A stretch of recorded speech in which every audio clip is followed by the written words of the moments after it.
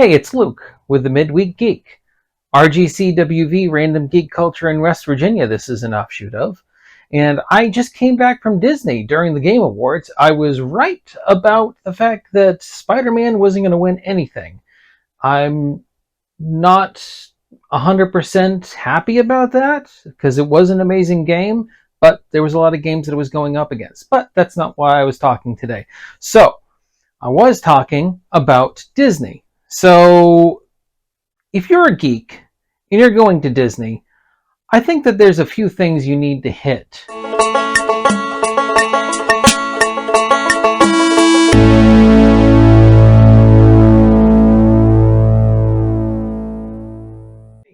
So the first thing that we did was we went to Hollywood Studios. Galaxy's Edge is amazing. I think that anybody that's a Star Wars fan should definitely, if they're going down to Disney, should go to Hollywood Studios and go to Galaxy's Edge. Another thing that we did that I was really excited for was Smuggler's Run. Now, I think that if you get stuck with a crew that doesn't really care about doing their job and doing their tasks that they're assigned or their tasks that they wanted to do, you're going to have not as good of a time. However, no matter if you get a good team or a bad team, it's always a blast. So I definitely think that that's one that you should hit up. There's a lot to see at Galaxy's Edge. My daughter had built a droid and she really enjoyed it. The experience there was really kind of amazing. I myself, I didn't build a lightsaber. I thought they were a little expensive for what they were. Not to say that a person that has gotten it, I don't want to discredit that. I think that it's really cool, and I think that's a cool experience.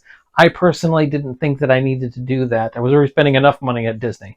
So another thing that we did at Hollywood Studios is we went to Rise of Resistance. I actually did not look up anything on this. I wanted to go in cold, and man, was it an amazing experience. I don't want to spoil it too much, but I will say that it is not a ride.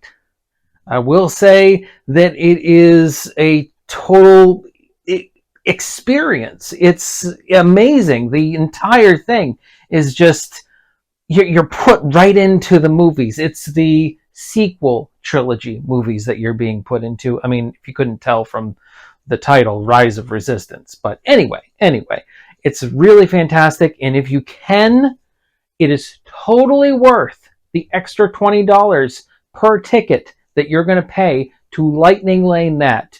Do not wait in line forever. I'm not saying it's not worth it to wait in line forever, but I'm saying that $20 is well worth adding that on. So check that out. So after that, we went over to Magic Kingdom. There's a lot of cool geek stuff that you can check out. The one thing that I was most excited about was to see the Muppets at Freedom Square. And they don't do it no more. Yeah, they got rid of it. So if you're excited to see that, that's not there anymore. And this is in 2023. They said that they stopped doing it in 2020, and they haven't brought it back since. They got rid of, what was it called? Splash Mountain. Splash Mountain is gone. They're replacing it with Frog Princess Tiana type ride. So that's going to be interesting. Pirates of the Caribbean is cool. It's a Small World After All is cool. But the thing for a geek, if you're at Magic Kingdom, that's definitely worth the $20 that you're going to pay extra to go do a Lightning Lane for, that's totally worth it, is the Tron ride. The Tron Light Cycle ride is 100% worth it. Not only are you listening to Daft Punk music the whole time, huge Daft Punk fan, but they really capture the Tron Legacy movie in this ride. Not only do you ride outside on light cycle position, but also inside with actual projectors projecting things all over the walls, and it really feels like the movie. Also, I think this was really cool about it. it gave you lockers to lock away anything that you were carrying, and you go through on one side, you put your stuff in that locker and you lock it with a magic band. You do the ride, and then you don't go through that same area that you put your stuff in. You come in through the back side, and your magic band opens up your locker, and then you can get your stuff. So I think that was really cool. Last thing was Epcot. So Epcot, I have some notes. So Epcot, I definitely think that the Imagination World of Figment, I forget what the ride is called exactly. That one's actually it's just fun. It's just fun.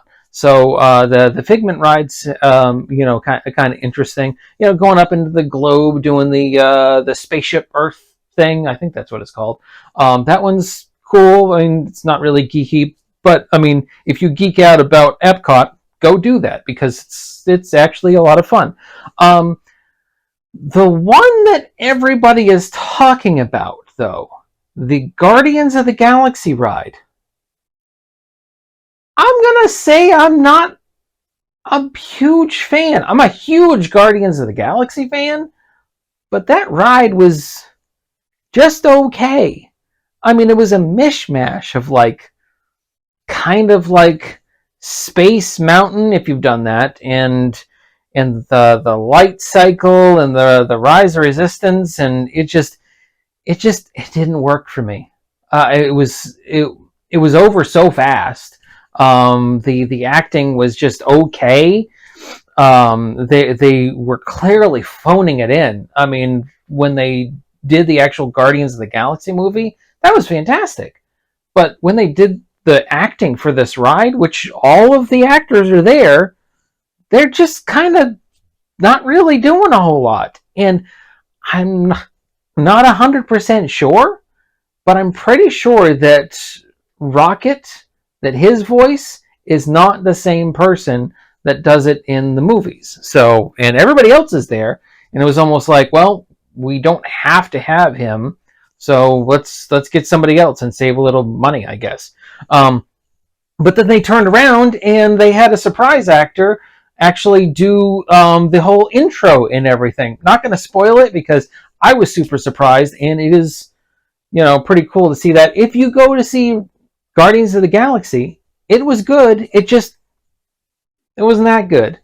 I mean, I would say that it's the best ride at Epcot, but you really don't go to Epcot for rides. You go to see all of the countries. And speaking of countries, if you are a geek and you are a geek for Norse mythology, it's small, but it's very densely packed. The Museum of Gods for the Norse Gods Museum is awesome. If you played Thor Ragnarok, there are a lot of things that they really, really got right. So I definitely say that that at Epcot is worth it. Also, the French. I went to the. I'm French. I went to the French country at Epcot, and there is a quick service place all the way in the back that they serve both baked goods and sandwiches and stuff. It's fantastic. My daughter got a really nice macaron, a well-to-do macaron with all kinds of pastry puff and whatever. That was good. And then I got a sandwich, the croque monsieur. That is really good. And I've had it before, but their version of it is excellent. They did a really good job on that. And then my wife, she got stuff. She's Italian.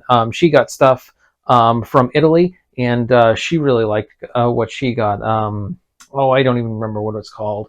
It was these little balls with marinara sauce and basil, and it was really good. So yeah, if you're gonna go to Epcot, don't worry about going on a bunch of rides. That's what I would say about going to Epcot. Don't worry about going on a bunch of rides. Experience the actual intricacies of Epcot with all of the cultures that they mishmash together. It's actually kind of fantastic. I think they did a really, really good job. So anyway, that was my trip to Disney, and that's some geek tips for Disney. I hope you enjoyed this, and if you want to comment on it and tell me what you guys enjoyed, or ask if I actually got to see it and what my thoughts are on it, just hit me up in the comments. Like this video if you liked it. Hit subscribe if you're new here and you've seen this organically. And this has been an offshoot of RGCWV, Random Geek Culture in West Virginia. And we have a podcast, and we have a show where we play video games. And anyway, I hope you guys enjoyed this, and I'll see you again next time.